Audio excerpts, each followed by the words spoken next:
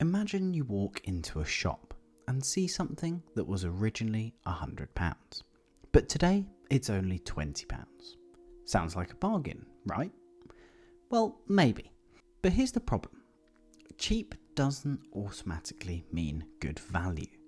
And this is something we get wrong all the time. Our intuition is pretty straightforward. If something costs less, we feel like we're getting a better deal. And sometimes that's absolutely true. But price tells you what something costs. It doesn't tell you what something is worth. And those are two very different things.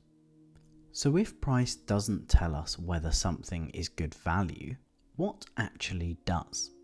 Let's start with a really simple example. Imagine I offer you two products. One costs £10 and the other costs £100. Which one is better value? Most people will instinctively look at the £10 product and think, well, that's obviously cheaper. But we don't know enough information yet. What if the £10 product lasts 1 month and the £100 product lasts 10 years? Suddenly the comparison looks very different. Price is simply what you pay. Value is what you get. And that could include quality, usefulness, reliability, lifespan, convenience, or even enjoyment. So something can be expensive and still offer excellent value. And something can be cheap and still be a terrible purchase. But here's where this gets more interesting. Sometimes something is cheap because nobody wants it, or because it's poor quality, or because the company selling it is struggling. Maybe the market thinks it's worth less than it used to be. And this is where the idea becomes particularly important when we start talking about investing. Imagine a company's share price falls from £100 to £50. It has become 50% cheaper. But now, has it become better value? Not necessarily. The price has changed, but the value of the company might have changed too. This is the question investors need to ask. Why did the price fall? Maybe investors have overreacted to some temporary bad news. Maybe the company has a genuine long-term problem. Or maybe the business is fundamentally stronger than the price suggests. We can't know whether something is a bargain simply because the number is lower. And now we get to the difficult part. How do we actually tell the difference between whether something's cheap and something that's genuinely good value? Imagine you have two identical looking cars. One costs £3,000 and the other costs £15,000. The £3,000 car sounds like the obvious bargain, until you discover that the £3,000 car had 200,000 miles on it, needs a new engine, and has a history of problems. Suddenly, 3,000 miles doesn't sound so cheap, and might actually be closer to £15,000 with the repairs.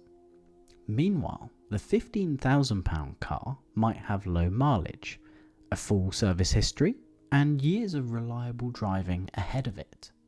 The more expensive car could actually be better value. And I think this is just the simplest way to remember it. Cheap is a description, but value is a judgment. Cheap simply tells you the price is lower compared to something else. Value asks whether what you're receiving is worth what you're paying. And there's a psychological reason this is so easy to get wrong. Our brains love comparisons. If something was £100 and is now £50, the £50 feels like a gain. We see the £100 first and suddenly £50 feels cheap. But the original 100 might have been completely irrelevant. The real question isn't how much cheaper is it, It's what is it actually worth to me? So rather than asking whether something is cheap, we can ask a much better question. What am I actually getting for the money? How long will it last? What alternatives do I have? What risks am I taking? And most importantly, what is this actually worth to me? This becomes especially important with investments. A stock falling 50% doesn't automatically make it attractive. A stock rising 50% doesn't automatically make it expensive. We need to separate the price from the underlying business, because the market price is simply what people are willing to pay right now.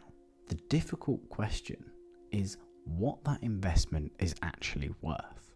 So the takeaway is simple. Cheap doesn't mean valuable.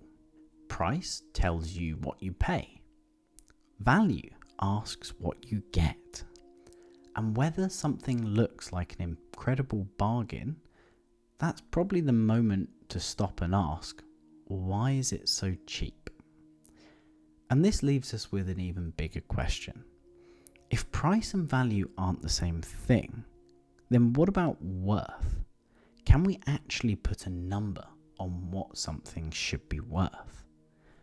And when the price is different from that number, who is right? That's where we'll go next. I'll see you in the next one.